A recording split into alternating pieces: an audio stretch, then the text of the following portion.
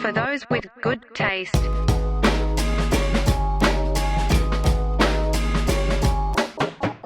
What is up, Tasties and Tastettes? Welcome to the wonderful world of the Wizard of Oz. Okay. I'm Lenny. I'm Dante. I'm D-Ray. Had a nice flow to it, didn't it, guys? Yeah. It was good. Do we then close it out with a and we are?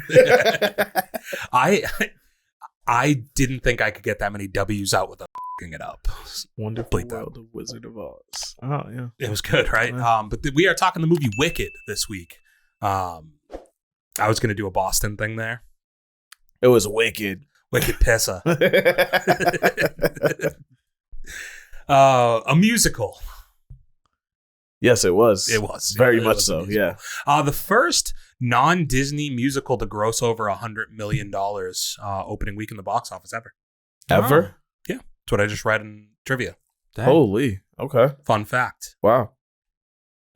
Before we get into the review, do you guys Wizard of Oz people? You into it? Yeah, I like the lore and the land. Which ones have you seen? What's the one with Michael Jackson? The Wiz. Okay. God. I've All right. Good start. Yeah, That's the no. lore we were talking about. Yeah, no. I've also seen like the regular like Wizard of Oz. The original, Yeah. like, major film. Yeah, and then there's the modern one. James Franco version. Yeah, Oz. I haven't seen Oz that the one. Great and Powerful, I haven't seen that one. which is more about the fact that he's like a fraud.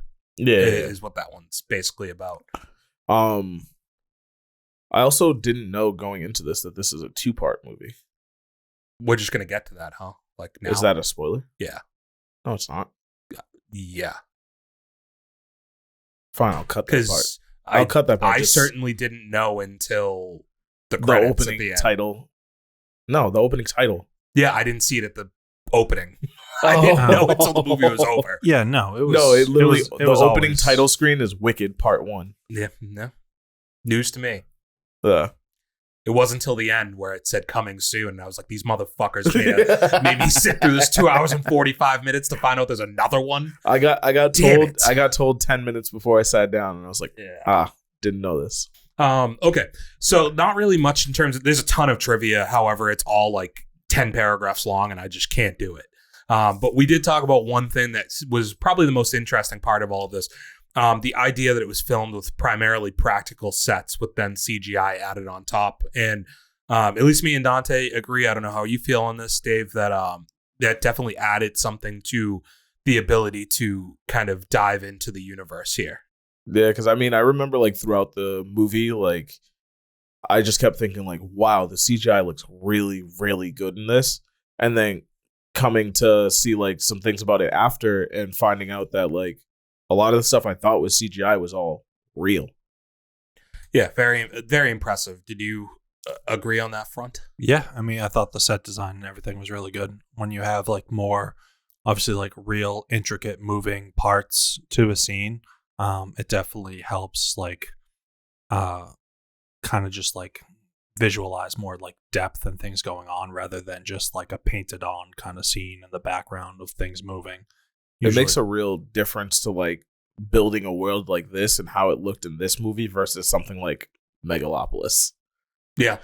But one, I think the other thing that makes you appreciate this movie is because it's a musical, having these real sets, but in addition, the size of the cast. Like the, you know, like the staging that had to be done for all of this to work the way it does with these big dance ensembles and so many different moving pieces that having a real set to work within, I think really helps this movie feel. Another thing that's grand. super impressive is they were all singing live. Well, yeah, that's the other thing I was just reading. Well, it didn't stress that all of them, maybe you read something else. I saw where both Ariana Grande and what's the other female's name? Cynthia Erivo. Yeah. Yeah. So they both were like, when the time came to film their scenes, they were like, we want to sing it live. And initially John Chu, who made the movie, was apprehensive because he was like, it's going to be a lot to take on while filming these huge dance numbers and stuff. And they were just like, yeah, man, that's what we do, you know, like, and it makes sense because, again, don't know her name. She's coming Cynthia Erivo. She's coming from a very big stage presence, right? Like she is a live performer. So this is literally like part of what she has to do in her day to day. And then obviously Ariana Grande is like, I am a pop star who has toured the world and had to sing at the same time as performing like dance numbers and stuff. Like, so they're both like, yeah, no, we got this. Yeah, dude, we can handle this. Like, it's kind of right up our alleyway. That's why you put us in this film. Which I did see. Amanda Seyfried had auditioned and planned to get the role of Galinda or Glinda, depending how you prefer it. And I saw where she had like hired a vocal coach and stuff. And I'm like, if you need to hire the vocal coach to try and get this, you're probably not the one that I would have wanted casted in this role. Like I appreciate that a person like Ariana Grande, who is just a fantastic performer and singer for the better part of like 15 years now, is the one who gets cast in this type of role. If I'm being honest, while we're talking about Ariana Grande, I thought I was going to hate her in this. I did hate. Hate's strong word. I didn't care for the performance for the first, like, I don't even want to say like 30 to 45 minutes. But I think as the movie moved on, it was more of a dislike for the character, I think, than it was a dislike for Ariana Grande. And that's what I liked about her performance, though, is I think she did a really good job of positioning the character accurately in a way that's like she was meant to be unlikable, but it was in a very fun and interesting way. I think it's two things. I think, first of all, yeah, for people, and I include myself in this, that like, you know, I've watched The Wizard of Oz, I've watched Oz the Great and Powerful, but like there's a perception of like the good witch and then the wicked witch of the West and what those perceptions are. And this movie is meant to challenge like all of those perceptions, and seeing that the way her good witch is performed is more of just like a mean girl. Yeah. And like, wait, she isn't actually the good witch that we perceive her. And even the way that the movie starts and shows you that her perception is from a general public. I thought that they executed really well on that. And I think Ariana Grande's performance added a level of levity to this movie that I don't think you have without her character being a part of it. Like the humor that this movie has, a lot of it involves her character. Yeah. And the seriousness and like the real tone of the film is from Cynthia Erivo. Yeah, exactly. You know, like, so you'll get it. I will never get it. I promise. I don't, you know, like, no. Okay. It's a very easy name. Sure. I don't know her name in the movie either. Now that we're talking. Alphaba. Yeah. Yeah, I because like her scenes are so serious and like in introspective, and you're meant to like feel so much for that character, that like her being the straight woman to like kind of the jokes that are able to be had by Glinda, I think like add a level to this movie that for a person who isn't as invested in the musical aspect and some of these other things keeps you entertained throughout the film. And that helped a lot for me. I mean, I'll just speak personally. Like, I hated about the first 20 minutes of this movie. I was like, I'm gonna like. It wasn't that I hated the film. It was more so like I'm not feeling this, and there's 2 hours and 20 minutes left that I have to make it through. I thought the beginning was honestly very weak when like the movie starts with, all right, the Wicked Witch is dead. And then you have like Munchkinland running through their song, and then Glinda comes down in the bubble. All of that almost felt like I was going to get another Barbie. And again, not knocking that movie. It's just my take for that movie was it wasn't for me. And I was afraid this was going to feel like that. I didn't really get locked in until they started telling the story. Yeah. And I felt like that future telling of Ariana Grande basically playing Galinda with the witch being dead. Like, I thought that was awful. Like, yeah.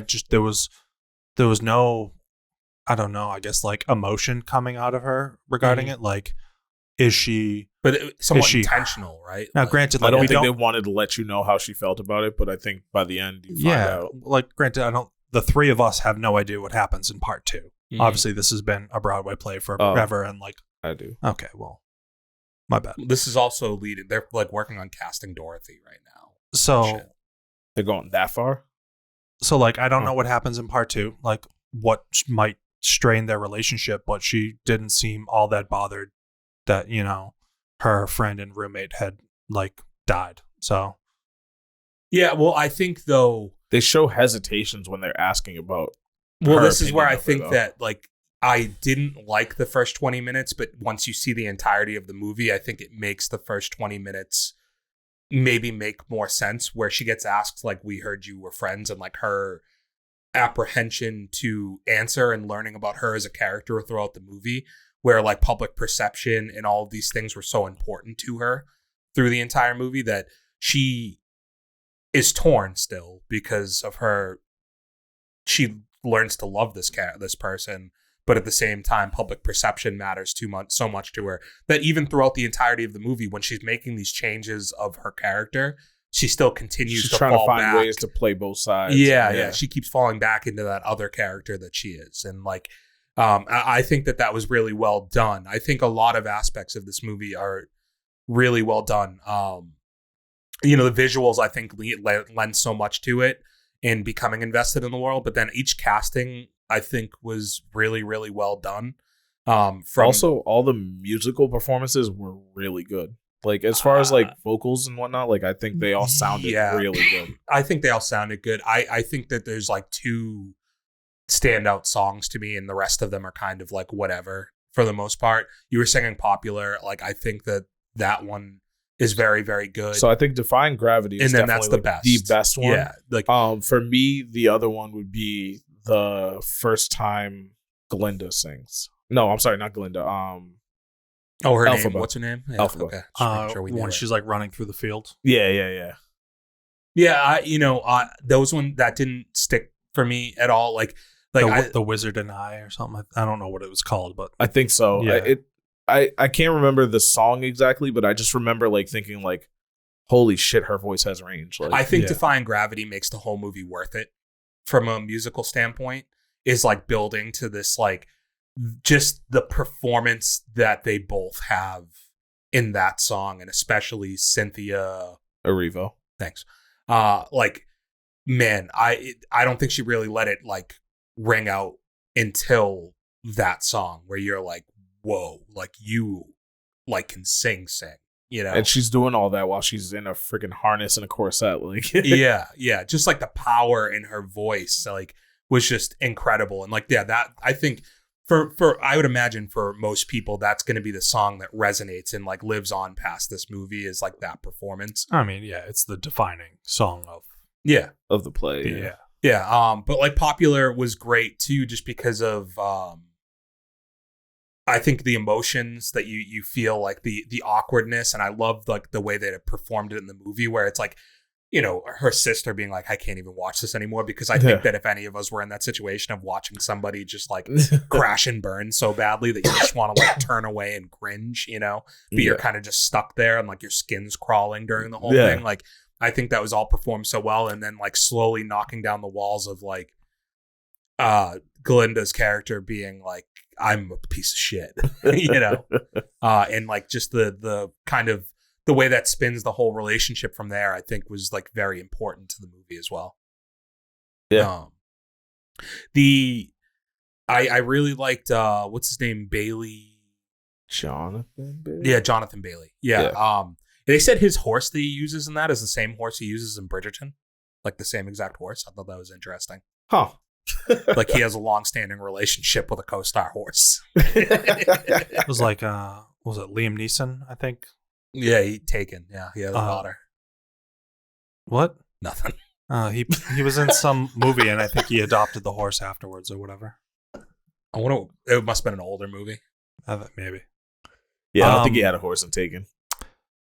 Maybe. Yeah, so I couldn't care about that character whatsoever. I didn't think that there was like a weak or strong performance. I just didn't really resonate with the character at all. He grew a little bit. I thought he was end. generic in his initial introduction, like, handsome prince who's arrogant and like whatever. I think, but I thought, his relationship with Elphaba was interesting to me. Yeah, and I also think, like you say, his introduction felt generic, but I also feel like that was maybe by design. Yeah. No, You know what I mean? Like, it doesn't mean that it just because like it is by design, but it doesn't mean it's great in that regard, Yeah. But I think the his relationship with Alphaba, and I think the part 2 idea of like what happens between their relationship. I mean, the seeds being sowed for a love triangle, while I think generic and kind of a basic way to drive a wedge between 2 female leads, like, is going to play a part in this, right? And where their relationship maybe goes wrong is that he very clearly hears that she's bad and is like out to get her, and like Glinda talking about how their relationship has changed and he's become distant, and she doesn't know why, but the reason why is because of his feelings of Alphaba, you know? So I think that they definitely sowed seeds of like the tension between them, and I think that that's where that character isn't like a defining role in the movie, but it's going to have a defining like repercussion on the story, you know? How bad did they do a good job, do you think, of making you feel bad for Alphaba's character outside of her just being green? I mean, I think they did. Yeah. I mean, obviously they showed you a little bit of her. I just feel growing like the up. way you framed the question made you feel like they didn't, and I'm trying to figure out where you might have got that. She was pretty easily shown at a young age as an outcast, kids like making fun of her. And then obviously as soon as she gets to the school where, you know, she's not even supposed to go, she's immediately felt like an outcast, even though she's not trying to fit in. And then all of a sudden she, you know, gets accepted into the school, and it just even further becomes like this outcast that nobody wants to talk to, be around. I don't think they were leading you anywhere. I think that her parents were fucking awful. Her father. Her mother too. Her mother, when she was born, didn't want to hold her own daughter. Neither one of them did. I don't think she had an opportunity to speak. The father just immediately said, she get it out was of here. definitely not thrilled about her child being green. Oh, okay. Well, I mean, I think anybody would be shocked at it, but And then they never, because the mom dies, like you never got a scene of like her with the child. They could have shown that if they wanted to, but I think by design, like her parents never truly loved it. Throw, like, not knowing this story, did you think that the guy that her mother was like having an affair with definitely looked like Jeff Goldblum from behind, right? They never showed you his face. Did they not show his face? No. I thought they showed his face when he came through the door. No. He didn't. No, I guess I didn't think of him. As I being immediately Jeff Goldblum. thought it was Jeff Goldblum in Oz. It'd be funny. Mm. Man, just he conned his way into a woman's pants. Got her pregnant. And then, you know, like, obviously he's a great lover of the color green. And she became green because he was sipping on that lean, right? yeah. Yeah. Yeah. Don't let Lil Wayne get a woman pregnant. Bitch Come on, coming out purple. purple. Come out looking like Thanos. Fucking grimace. Bitch had a grimace. Oh man, that's kind of sick. I'm about to start sipping lean. Yeah, he drank so much of that green juice Yeah. that it tainted his sample, dude. That's insane. Yeah. I was not, it wasn't a trick question. I genuinely think that it was very warranted. Like, I think they do a very good job of feeling bad for Elphaba because like they show basically a constant theme of like no matter how good her intentions, she's always perceived as bad. Yeah. And it's like that pushing you to a point where, okay, like you just assume at some point, and they don't even do it in the movie because like throughout the movie, she is the hero to this story, but you keep waiting for the villain arc where she's been given all of this reason to rebel and be angry and everything. And she is, but it's not anger to where she's lashing out maliciously at people. Even the worst thing she does is by accident. She was manipulated into it, you know? She just gets upset about her situation. And what's good with that fucking monkey not speaking up, being like, no, she didn't do this on purpose. And like, we might learn to love that we can fly. Yeah. You know, we all know from the lore of Wizard of Oz that they get gang with her, but they weren't happy at it in the moment, I guess. And so, like, not knowing where this goes for part 2, I think it does leave me like, is a house gonna get dropped on her? Like, how?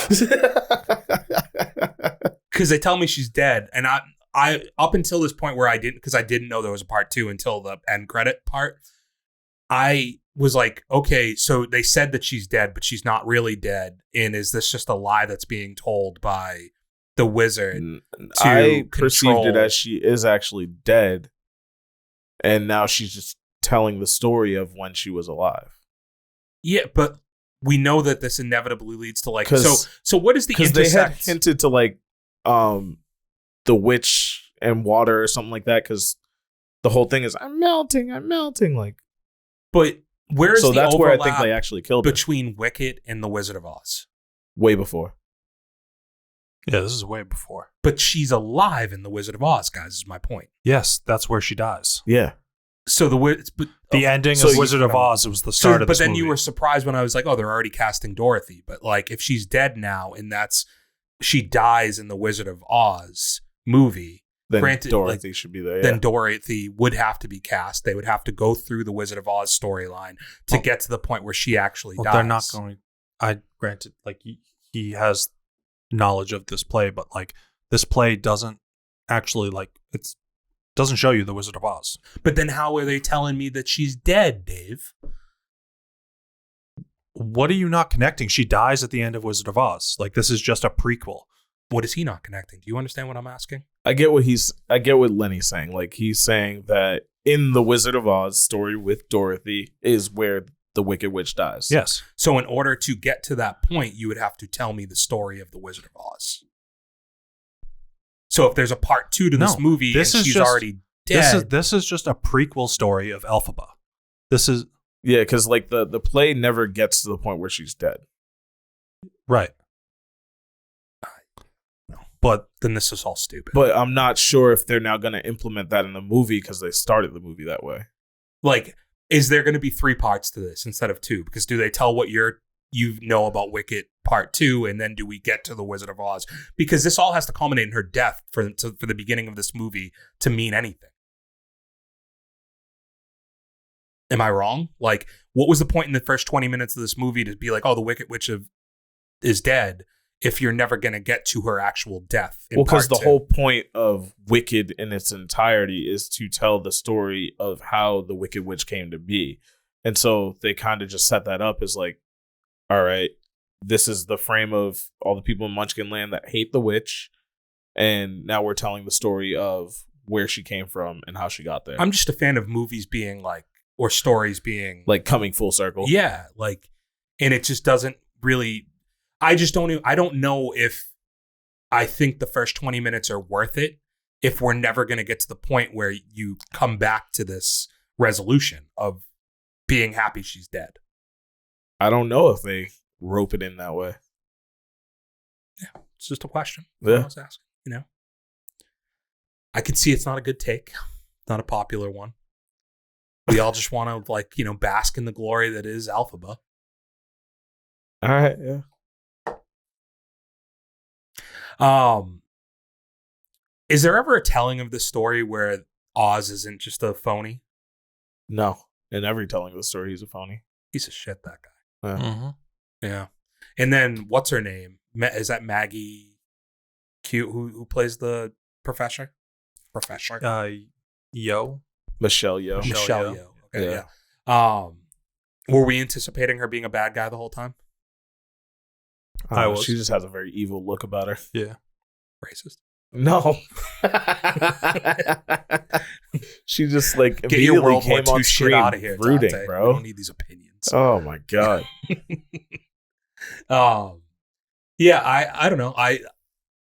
For some reason, because I'm watching this and it's like, hey, the wizard, to me, like, and I know what Wicket's about, but like, you keep waiting for the witch to be evil, right? But they're telling this whole other story of her not actually being feel like evil. you get that turning point by the end, though. No, when did she become evil at the end?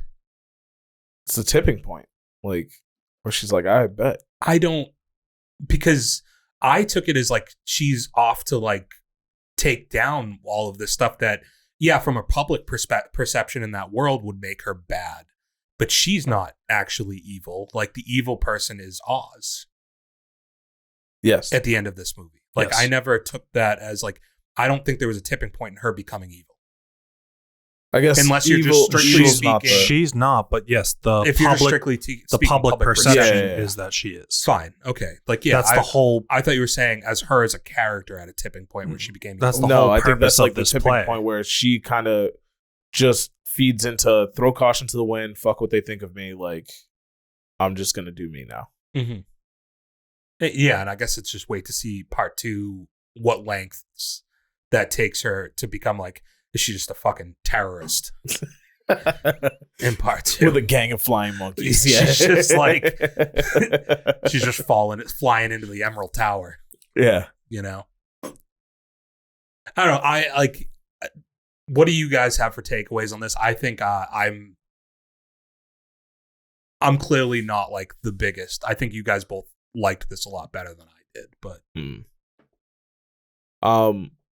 Again, like I initially like I think I feel what Dave was saying about not immediately being locked in with the first like 20 minutes.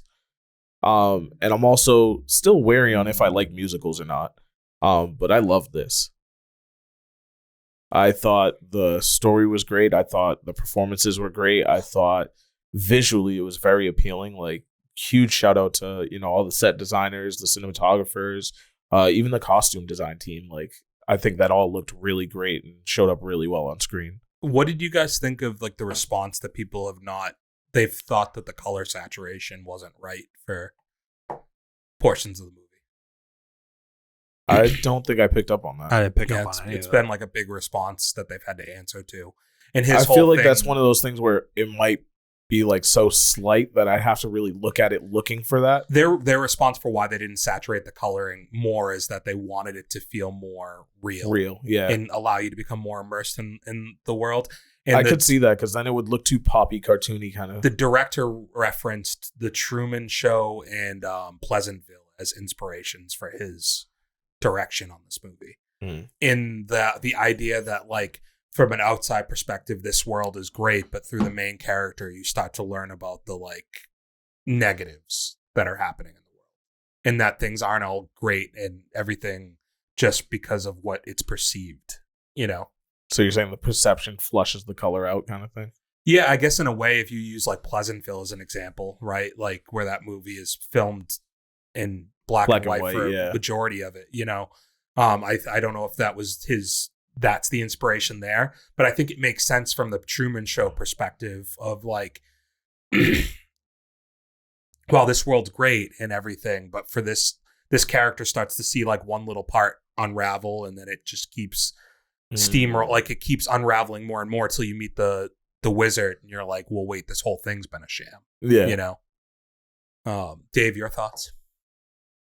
Yeah, I enjoyed it. I think for the most part, I'm not going to like sit here and say like I thoroughly enjoy musicals, but I mean, I think when I go to the theaters now, like obviously like I pick and choose a little bit more what I go see than what you guys are going to see, and generally what I want to go see is something lighthearted, like, and just, I don't know, something that I can kind of just sit down, don't really have to think and like analyze.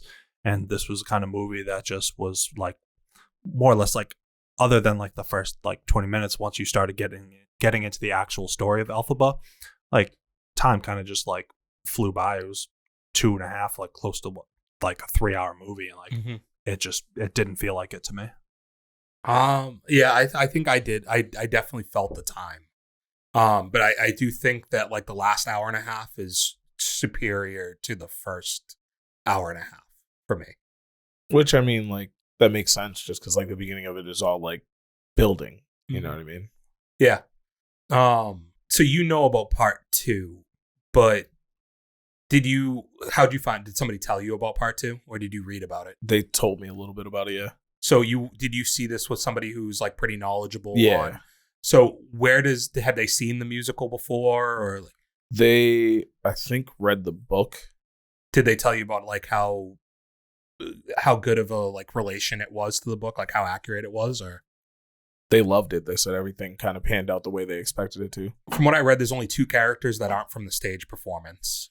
And it's Bo, whatever his name is, the Asian like best friend, and that other girl aren't from the stage Broadway performance, but Okay. they were added in to add comic relief to the movie. Okay. and to add a little bit more there. Because they even added in a cameo from the original, like Elphaba and Galinda. I saw that like I don't know if it was like the stage crew or like director or something. Like there was a bunch of in the Emerald City, a decent amount of people were used as like Easter egg cameos. Yeah, so that's where like they brought out I think it's Idina Menzel and Kristen Chenoweth. Yeah. Yeah, my theater got a pretty big like Oh, cheer like, they when lit the up, two of yeah. them came out. Yeah. Did you guys get any theater interruptions with singing and whatnot that people have been reporting? Wow, you were No, in a but lit did theater, you see? huh? Did you see the No, I article? didn't. The quote from The Rock. No. The Rock was like, and this is all because Moana's coming out this week, that he had this take. But he's just like, people should be, you paid your money to come to this movie. You should be able to sing if you want to in it. And I would rather, I just want to get this out there. Disagree. Yeah, I don't want to set a standard where we just get to sing in the middle of movies. because on that same note, right? Like, I paid my money to be in the movie, and I should be able to enjoy it without interruptions if I want to. Yeah. I mean, it's the same thing if you go to like a Broadway performance. Like you as an audience member need to respect the cast and the people watching. And I don't trust that you can sing like Ariana Grande. I'll tell you what, if you are like an American Idol talent that happens to be in my theater and can belt these songs out to accuracy, I might allow it for at least a song. I'll allow a silent power grab. You know? Oh, dude, there was definitely that in the theater. that So two things that happened. That actually happened in Gladiator to me. Well, remember that happened when we watched Fall Guy. Yeah. So I had the woman next to me. I was telling this, and I should have said this in the Gladiator review, but I'll quickly throw this in here. The woman next to me in Gladiator had a bottle of liquor and mixers, and was just pouring drinks for her and the two people with her the whole movie. I forgot just, about like, that. You refilling texted their me cup about and that. everything. Yeah. But towards the end of like the the culmination of like the story, like she's like arms out, like doing all like this way shit, into dude. it, yeah. I was like, all right, this is a lot, yeah. But there was definitely some of that in Wicket for me as well. The one thing I didn't like about the crowd for Wicket is, and like rightfully so, it was pretty sold out, and I saw it on like Saturday night, the 8:00 showing or something. There was the 6:00 showing, sorry, but there was a lot of kids there, and they were having trouble sitting still. Damn. I went on Thursday night, so there weren't as many kids. I actually can't even remember seeing any. Same. And I was in a pretty full theater. I also remember that being the craziest I've ever seen that theater. So that's what I was kind of talking to Lenny yesterday about too, is I also went on release on Thursday. I think it was like 8:00 showing or whatever. It's the first time I think that I've been in a completely full theater since Endgame. Not a single open seat. When you got there, was there a line to get in? No. That's how bad it was for me.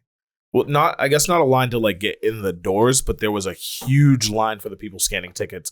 They had to page and bring down 2 more people. The line for concessions was all the way to the escalator when I got there. Thankfully, I ordered ahead. So, I was standing in that line for the tickets, I was like, I should order ahead. The Stubbs premiere line empty, not a single person, and that's how you know that this movie's successful. Because people are all paying out of pocket. Yeah, because it's people that aren't just AMC members that are seeing it. Like this was a line for the regular concession line was to the escalator. And I walked up, and it was just like, I walked up first. It was right as the guy was saying like next. And then he looked at me and he was like, I was like, all right, shit, cool. We're good. Like, take me. I don't want to stay with this bullshit, I mean, I also do my thing where like that movie started at 8, but I didn't get there till 8:25. So yeah, you would have missed. I walked right in. There was no concession line either. I got my stuff, sat down, and then within like 45 seconds, the movie started. I was like, bang, let's go. Yeah, it was kind of hairy for me. I thought we weren't going to make the beginning of the movie because the people I went with got there, I think like maybe 10 to 15 minutes after like the posted or like the showing start time. Like it was a 6:45 showing. And so now then we're still standing in this line waiting to get our tickets scanned. And I'm like, fuck, like we probably got like 5, maybe 7 minutes left of previews. Like I gotta get up there. And I think they extended the previews. I told Dave there's about 25 minutes. Yeah. For before start Yeah. for me. While we're sharing stories about the beginning of the movie for us, I do have one really quick. Like it was like scene out of a fucking movie for me. Like I had my AirPod in Yeah. before the movie started, and as the movie started, I went to put my AirPod in. And we all have AirPods, right? Yeah. Have you dropped your AirPod case before? And they shoot out. Yeah. Yeah. So the case slipped out of my hand, and I was in the handicap seats in the Dolby. So like the huge gap between the seats in front of it. Case falls, and I just watched the one AirPod ricochet and just fly across the floor and just fall into the abyss, like into the rows of seats that are down below. Oh god. And then my case is just sitting in the middle of the floor, and I so badly like looked around, like, could somebody else share in how comically ridiculous that drop was that it happened that way, and nobody saw it. I was just like, all right then. So then I picked up the case and put it in my pocket, and I spent the next I just kept staring at the seat because I didn't want to forget which chair it fell before, like, underneath. But I was also in my head like, am I just going to decide to buy new AirPods? Because I'll never get, like, I'm not going to go find this back. So then I decided, like, full theater, I waited till 95% of the people left. And I got up and like used my flashlight to look behind the chair, because the other thing was everybody was leaning their seats back. So I couldn't tell. Couldn't get up there, yeah. But I also couldn't tell if there was space behind the chair that I would have been able to like reach down and try to get it anyways. But I see the very edge of my AirPod sticking out from underneath the chair. And originally I was like it's kind of a deep, like, you get scared of how gross it's going to be down there. Well, and just how corny I look. Hands and knees trying to reach. So then the guys were already in there getting ready to clean. Like they showed up like as the movie was ending. And I asked the guy, I was like, hey man, is there like an easy way to get behind these chairs? And he's like, well, I was like, I lost my AirPod. He's like, do you know what chair it was? I was like, yeah. And he just, I didn't know this. He just lifted up the chairs. They're not bolted down. Lifted up. Yeah. And I was able to just like step down, pick it up, and I was like, I'm really glad that I didn't take my initial thought of just go buy new AirPods, because that was so much easier than I expected it to be. You're similar to me, where it's tough to ask for help in those situations, and you kind of sometimes want to just take that. I could have definitely like gotten down and like reached, but there's like, it's a pretty big step down for those rows in front of you there, so I didn't know how far down. I didn't want to try and reach and not be able to like reach down there, and now I've just been the guy you laid on the floor for no reason. Yeah. So that's why I was like, I'll ask first before I go to that length. If he had said no, there's no way to get behind it. Well, it's like, okay, I can see it. I'm going to try again. The reason I know those chairs aren't bolted down is because I had a similar experience where I dropped my phone out of my pocket down the side of the seat. And I was like, well, fuck, I don't think I'm getting that back. Yeah. And then I thought to recline the seat and look under, and it was like way in the back and I couldn't reach it. And as I was under there, like trying to like reach it, I bumped up the seat and I was like, oh, I could just move this whole thing. Well, because that was my concern, is like, if I have to, like, I've tried to reach under a recliner before, in navigating all like the little arms and shit that are underneath it, it's near impossible. I was also terrified reclining it, because I was like, if it's between like the arms, like I'm going to crush my phone. Crack your phone. Yeah. I was like, I have my AirPods in so many movies, and I was like, it has to happen in the fullest theater I'm going to possibly be in, that this is the situation that I'm in here. The theater experience was fun. Like, it was cool that there was a lot of people there. It wasn't an audible crowd or anything. I do have another message for the people out there. Stop doing the lean over and run past me when you're walking in front of me in a movie. The little half squat. Yeah, it's like it's equally, because you're not even squatting. Yeah, it's equally as distracting if you would have just walked by me. Yeah, you're not even getting low, so like just don't even bother. Yeah, it doesn't make a difference. And little kids run so heavy. It's incredible that a kid who's like 45 pounds makes as much noise running. Like, I could hear them in the hallway just sprinting back and forth, because it was like parents that had like 8 kids with them, so they'd have to go in trips. Like they'd leave with 4 of them, and they'd come back, and she'd leave again with another 4. Oh god, it was happening, dude. There were so many kids in my theater. It was crazy. Yeah. This divulged into something that wasn't a movie review. I'm sorry for that. Yeah, it happens. Whatever. I put this at 3.5 stars. Because I'm bordering a line of like, personal enjoyment wise is what I rated it on, more than like, I think quality of movie is higher than that. I do agree. I think that it was very, very well made. I think the music was great, to where having it at 4.5 stars seems very warranted to me. But I was torn on the list side of stuff between like how much of this is like ranking it in my own personal enjoyment level. So I put it at 3.5 stars. It's still cracked. It's at 10, so it still cracked my top 10 for the year. I mean, I think our lists are heavily influenced on personal enjoyment. I always think back to Beekeeper. Yeah. Otherwise, that would be a way lower movie. Exactly. But this fell in at number 2 for me, 4.5 stars. I've got it at number 4. Okay. Mm-hmm.